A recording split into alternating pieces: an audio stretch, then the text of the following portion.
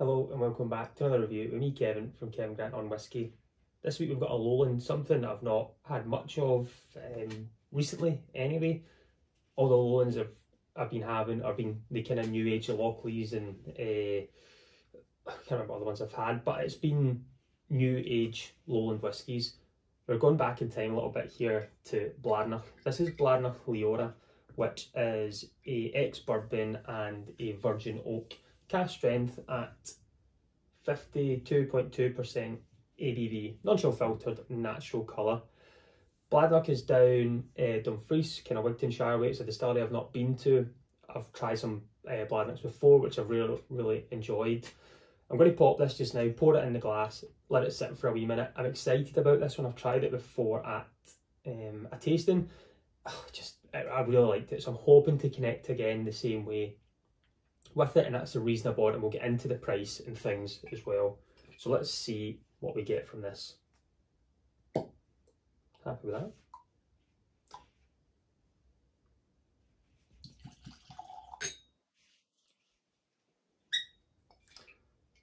So Bladnoch, Lowland Distillery, founded in 1817, so it's been around for a while, but it's had its turmoil. The same with most distilleries, not many, it's just had one owner from start to finish. If we kind of miss out some of the years, I think the year that I've got down here that we fast forward to is we're looking round about 1985. United Distillers get involved with a distillery. 1988, they build a distillery visitor centre. I'm not too clued up on visitor centres, but I suspect that's going to be one of the kind of first to put out there, because some distilleries still don't even have visitor centres. You fast forward again a little bit more to 1993, Bladnoch was then mothballed. So everything kept in situ, the casks are kept, the distilleries kept standing, but they're just not there's no production because it's been mothballed. They're not able to sustain making whiskey. We fast forward again, what have I got here, to 1994. Raymond Armstrong came in, took over, started getting the ball rolling again with making whiskey, but not straight away. So we go to 2000, 6 years again after. So he's been in there for about 6 years, and the production starts producing whiskey again. Bladnoch's churned back on, and we're getting to start seeing the product, but they're using all the whiskey at this time is the United Distillers, what they'd made previously in the years to build up, because they never started production to the year 2000. I think it was in 2003 is when they first released their whiskey again, Bladnoch, and it was a 15-year-old, but that was United Distillers casks in 2003, and in 2008 was the first set of casks that Raymond Armstrong was able to use that he had made from the production again in 2000. It was a 6-year-old, I think it was, that he released at the time. Family politics come into play. Raymond has issues with buying the company, I think, from within family and friends, and he's forced to sell it or liquidate, and I think it liquidated first, have I got here? Yeah, liquidated in 2014, but then David Pryor comes in, the Australian, and takes over. He brings in Ian McMillan, who was, I think he was at the Balvenie, I think, or Burn Stewart at the time, and then he also brings in who else have I got there? It was Nick Savage from Macallan, sorry.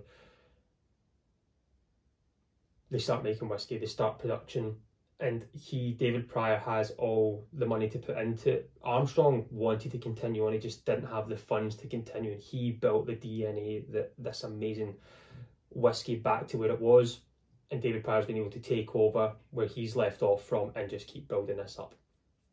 So now we get to today, when Bladnoch has a core range. They have cask finishes, they have different styles, they have aged whiskey, young whiskey, non-age statement whiskey that we've got here. So part of the core range, I think, is the Vinaya and the Samsura and Atlanta or Atlantia. There's an 11-year-old as well that I'm quite keen to try, but this took my fancy. Ex-bourbon, virgin oak. I've tried the virgin oak from Deanston. I really enjoy that. It's one that's a staple on the shelf, but this one being cask strength.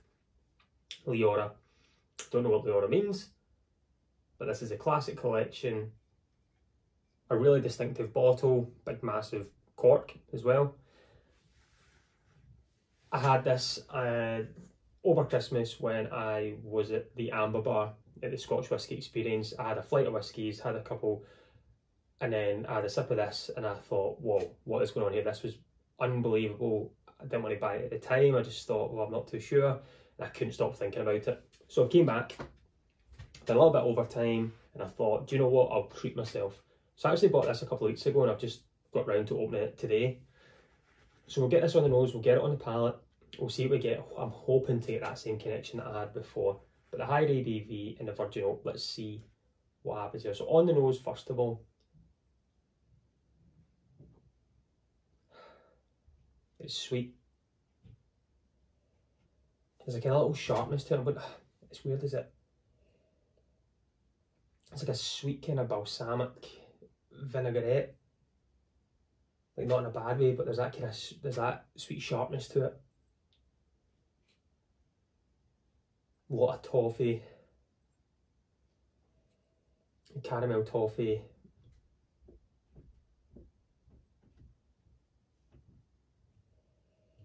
And I just, yeah, that's a vinaigrette, a style like a sweet vinaigrette. I think that's where the sharpness I'm coming through from that. It smells magic, that kind of toffee, caramel, vinaigrette sharpness. Soft wood, kind of, not sharp, but soft, sweeter wood notes. A little bit of toasty, toasted wood as well, maybe. I don't think there's any toasting to it. I can't find much about it.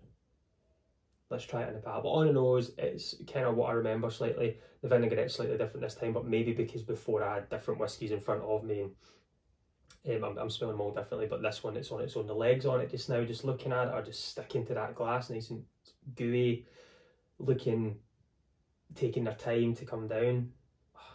Stunning. We'll Slainte everyone. Let's see how we get on.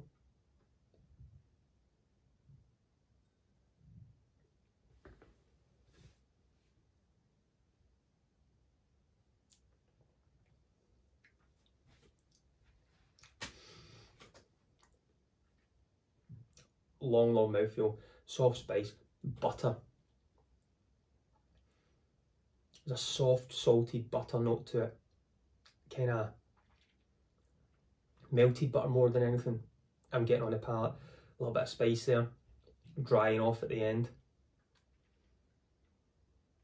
That sharpness still slightly there. It's more maybe green apple now. It's coming through in that kind of background. Salivating. This is very, very long lasting on the palate. And I think now there's more of that melted butter on the nose. Definitely. So a kind of melted butter note now coming through on the palate, which is now remnant with what I can smell. And there's that still that slightly young approach of maybe oak, maybe the barley. So, am I getting melted butter on toast slightly there? It's wonderful. We'll try again and we'll add a little bit of water as well.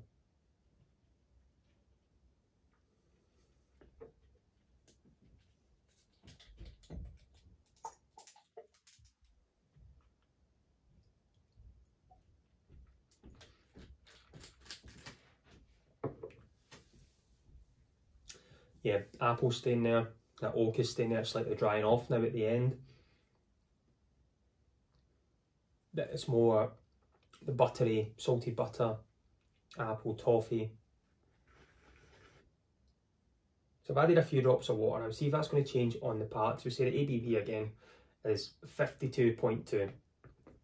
It's a big heavy bottle, it's very thick. Like I don't think you can see the bottom, but there's quite a gap between the bottom and the actual liquid itself. So it's a heavy bottle, shelf friendly, wee dumpy square one. I like the design of it. I think it's cool, it's eye catching. It's got enough information on there that I need to know straight from the front. Non-age statement, don't know anything about the age, but I'll suggest maybe the 6 to 7 year old mark. And I don't know the finish and how long it's been in the virgin oak. So now coming through, there's more, I would say, drier oak with the apple, that sharper apple. So maybe that vinaigrette has been the apple, butter and apple that I've been trying to maybe describe at first. It's lighter, but that's me. I'm able to take a big smell and the alcohol's not, again, burning the nostrils on. This is the first dram of the day I've had as well, so this is fresh on the palate.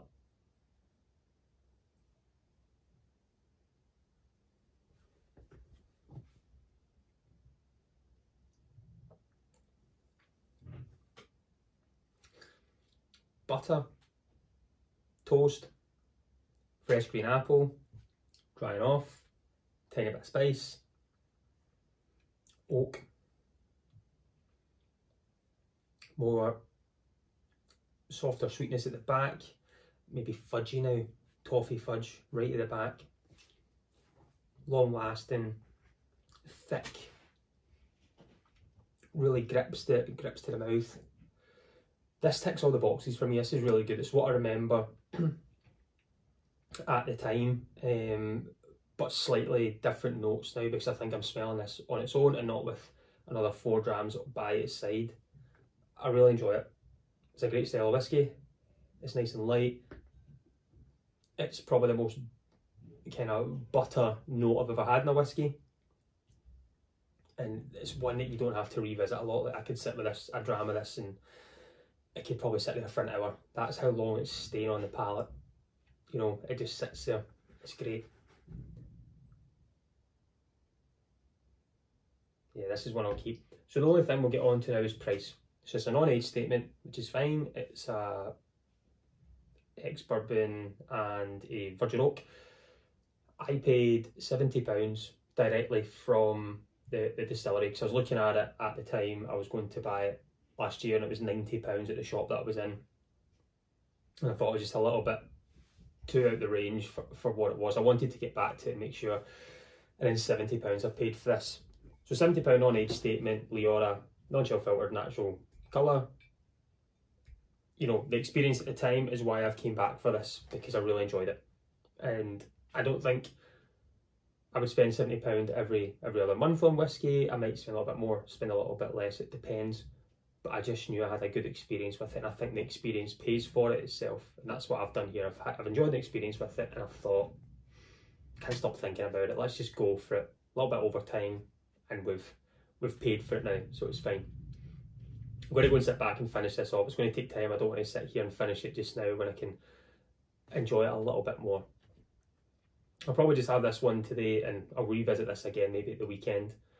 But again, thanks for tuning in. Thanks for signing up. There've been some new people coming to the channel who've subscribed, so welcome. Thanks for being there. Everyone's been there from the start and throughout and been signing up. Again, thank you for the support. It's absolutely amazing. I've got another new bottle I've bought. I was in Cadenhead the other day, so that will potentially get reviewed next week. I'm going to go and sit back. I'm going to go and relax, get everything ready, and enjoy the rest of my wee Bladnoch here and see how much more butter notes I can get for this. But as always, I've been Kevin from Kevin Get On Whisky. Join me next week. Let's talk whiskey. Slainte.